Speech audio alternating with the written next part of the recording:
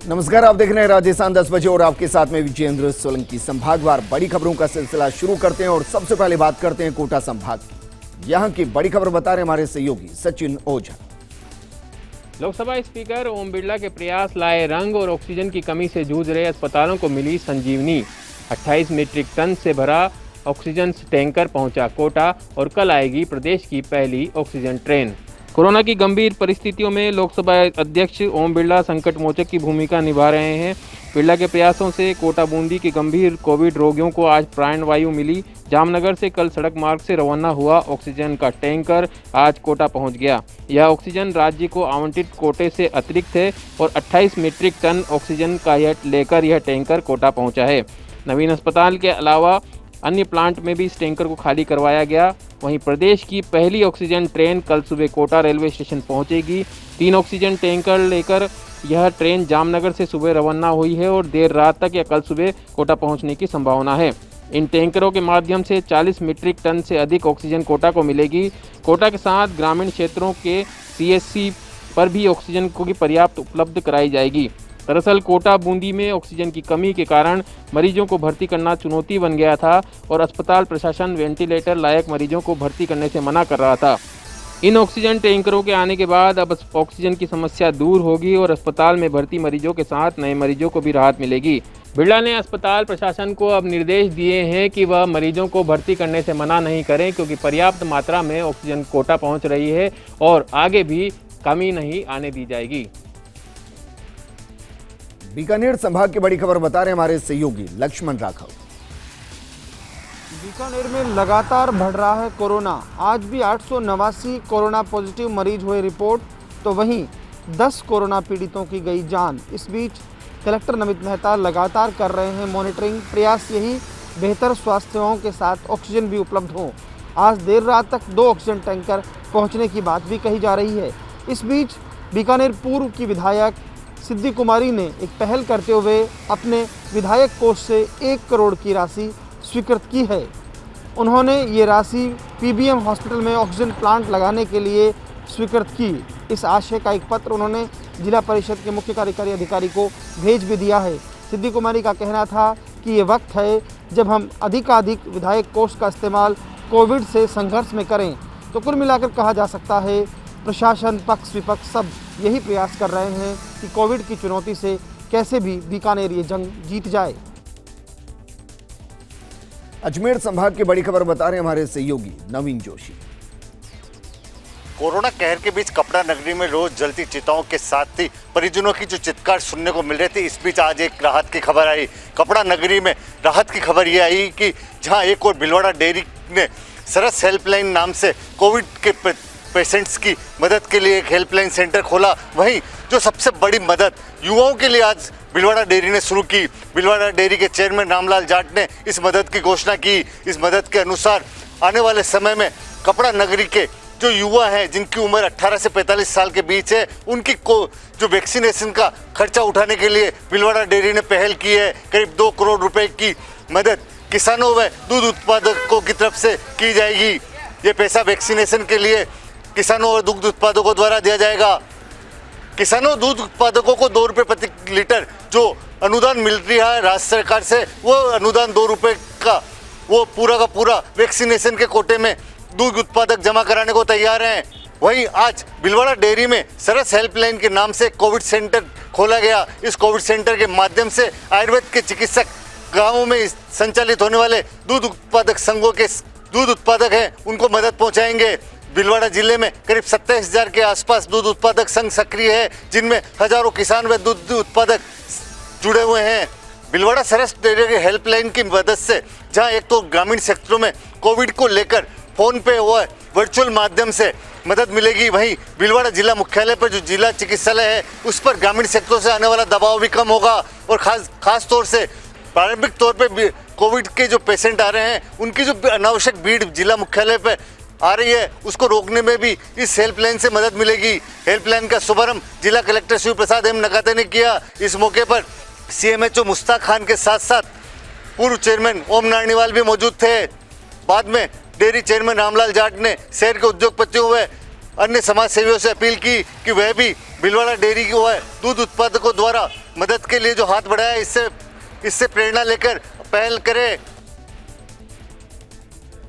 जोधपुर संभाग की बड़ी खबर बता रहे हमारे सहयोगी लोनाराम दर्जी। जालोर के सांचौर के लासड़ी गांव में 4 साल का मासूम गिरा बोरवेल में। लगातार एनडीआरएफ और एसडीआरएफ की टीमें चला रही रेस्क्यू ऑपरेशन। 10 घंटे बीतने के बाद भी अभी तक नहीं मिली सफलता। जालोर जिले के सांचौर थाना क्षेत्र के लासड़ी गांव में 4 साल का मासूम अनिल बोरवेल में गिर गया। खेलते हुए बोरवेल में गिरने के बाद परिजनों ने तत्काल पुलिस और प्रशासन को सूचना दी, जिस पर पुलिस और प्रशासन मौके पर पहुंचा। जिसके बाद एसडीआरएफ की टीम भी मौके पर पहुंच गई, लेकिन रेस्क्यू ऑपरेशन करने के बाद भी सफलता हाथ नहीं लगी। ग्रामीणों की भी इसमें मदद ली गई, जिनके बाद 8 घंटे के इंतजार के बाद एनडीआरएफ की टीम गुजरात से मौके पर पहुंची और रेस्क्यू ऑपरेशन शुरू किया गया। लगातार एनडीआरएफ की टीम के नेतृत्व में रेस्क्यू ऑपरेशन लगातार चल रहा है, लेकिन अभी तक सफलता हाथ नहीं लगी है। अंदर कैमरा भेजा गया, ऑक्सीजन भी लगातार अंदर शुरू है, जिसके जरिए पता लगा कि अंदर अनिल पूरी तरह सुरक्षित है। लगातार उसकी आवाज़ भी आ रही है और 2 बार पानी की बोतल भेजने पर भी अनिल ने पानी पिया है। लगातार जिले भर के लोग एक ही दुआ कर रहे हैं कि सुरक्षित अनिल को बाहर निकाला जा सके। लगातार पुलिस और प्रशासन के आला अधिकारी भी मौके पर मौजूद हैं। कलेक्टर और एसपी भी लगातार मॉनिटरिंग कर रहे हैं, व फीडबैक ले रहे हैं। उदयपुर संभाग की बड़ी खबर बता रहे हमारे सहयोगी आशीष चौधरी। राजसमंद जिले में एक बार फिर रिश्ते को शर्मसार कर देने वाला मामला सामने आया है। आमेर क्षेत्र में 14 वर्षीय बालिका के साथ उसी के सगे मौसा ने दुष्कर्म किया और उसका 6 महीने का गर्भवती हो गई। यहाँ आमेर थाना क्षेत्र में एक 14 साल की नाबालिग बालिका के साथ उसके ही मौसे ने दुष्कर्म कर दिया, जिससे वो गर्भवती हो गई। आज बालिका ने राजसमंद जिला मुख्यालय पर स्थित आरके चिकित्सालय में एक प्रीमेच्योर मृत बच्चे को जन्म दिया।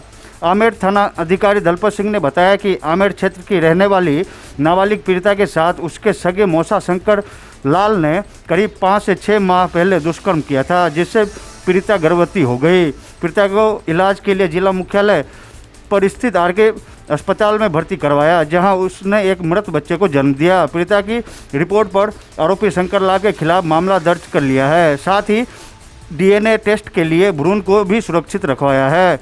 वहीं इस घटना की जानकारी मिलने पर बाल कल्याण समिति के सदस्यों ने भी अस्पताल में जाकर पीड़िता के कुशलक्षेम पूछी और चिकित्सकों को उसके उचित इलाज के निर्देश दिए। बालिका ने आज जिला चिकित्सालय में एक मृत बच्ची को जन्म दिया। वहीं पुलिस इस मामले में लड़की के बयान के आधार पर मामला दर्ज कर जांच शुरू कर दिया है। भरतपुर संभाग की बड़ी खबर बता रहे हमारे सहयोगी रवि कटारा। भरतपुर में आज मौसम बना जानलेवा। सेवर पंचायत समिति के ककलपुरा गांव में आकाशीय बिजली गिरने से पति पत्नी की हुई दर्दनाक मौत। पंचायत समिति सेवर के ग्राम पंचायत मूड़ोता के ककलपुरा गांव में आज दोपहर 3 बजे आकाशीय बिजली गिरने से पति पत्नी की मौके पर मौत हो गई। मृतक राजपाल और उसकी पत्नी सप्ता घर के बाहर पेड़ के नीचे बंधी गायों को चारा डाल रहे थे, तभी अचानक बिजली गिर पड़ी, जिससे दोनों की मौत हो गई। घटना इतनी भयानक थी कि जिस पेड़ से पशु बंधे हुए थे वह पूरी तरह फट गया। मृतक के परिजनों ने बताया कि दोनों की शादी 1.5 वर्ष पहले हुई थी। ग्रामीणों का कहना है कि बिजली की आवाज़ सुनकर आसपास के लोग मौके पर पहुंचे। जब दोनों को देखा तो पति पत्नी के कपड़े जले हुए थे। घटना की सूचना पर एसडीएम और सेवर थानाधिकारी मौके पर पहुंचे, जिसके बाद पति पत्नी के शव को पोस्टमार्टम करवाया गया। वहीं इस पूरे मामले पर चिकित्सा राज्य मंत्री सुभाष गर्ग और नरवई विधायक जोगिंदर अवाना ने अपनी शोक संवेदना व्यक्त की है। पीड़ित परिवार के परिजनों को राज्य सरकार से हर संभव मदद कराने का भरोसा भी दिलाया है। बड़ी खबर का रुख करते हैं। जीवन रक्षक इंजेक्शन पर लिखा जाएगा मरीज का नाम। दरअसल रेमडेसिविर इंजेक्शन की कालाबाजारी रोकने के लिए बड़ा कदम। पसंडिया की खबर के बाद सरकार ने लागू की व्यवस्था। इंजेक्शन पर अब आवंटित मरीज का नाम, आईपीडी नंबर और अन्य सभी तरह की जानकारी अंकित होंगी। इस्तेमाल के बाद वायल को वेरिफिकेशन के बाद नष्ट करवाया जाएगा। अस्पताल के नोडल अधिकारियों को सौंपा गया है वेरिफिकेशन का जिम्मा, ताकि इनकी चोरी या दुरुपयोग पर अंकुश लगाया जा सके। मेरे सहयोगी विकास मेरे साथ जुड़ चुके हैं। विकास, आपको लगता है कि इस प्रोसेस के जरिए इनके दुरुपयोग को रोका जा सकता है और जिनके लिए जरूरी है, जिनके लिए अलॉट की गई, उन्हीं को ये इंजेक्शन लग पाएगा? बिल्कुल, देखिए विजेंद्र, जिस तरह से जो रेमडेसिविर इंजेक्शन है जिसकी मांग जबरदस्त तरीके से बढ़ रही है, साथ में उसकी कालाबाजारी की खबर भी लगातार सामने आ रही है। हमने कल भी फर्स्ट इंडिया के माध्यम से ये पूरा जो घटनाक्रम था उसको खुलासा किया था। उससे पहले भी 2 बार हम बता चुके हैं किस तरह से रेमडेसिविर इंजेक्शन का कालाबाजारी हो रही है। उसके बाद में सरकार एक्शन मोड में आई और जयपुर में कई जगहों पर छापामार कार्रवाई की गई, जिसके अंदर की रेमडेसिविर के नकली इंजेक्शन बरामद हुए। लेकिन अभी जो इंजेक्शन की जो कालाबाजारी की बात सामने है, उसके बाद में पूरी व्यवस्था में एक नया बदलाव किया गया, जिसके तहत अब मरीज का नाम जो है उसकी वाइल पर लिखा जाएगा, ताकि उस मरीज को ही वो इंजेक्शन लगे और उसके बाद में पूरा बाकायदा उस वाइल को नष्ट किया जाएगा, उसके ताकि उसका दुरुपयोग नहीं हो। और इसी वजह से पूरी व्यवस्था जो है वो की गई है, और ये इसलिए की गई है ताकि मरीज का अटेंडेंट जो है वो नहीं भटके, साथ में पूरी व्यवस्था जो है एक तय मापदंड में रहे, इसके लिए पूरी व्यवस्था की गई है। जी बिल्कुल विकास, शुक्रिया तमाम जानकारी हमारे साथ साझा करने के लिए।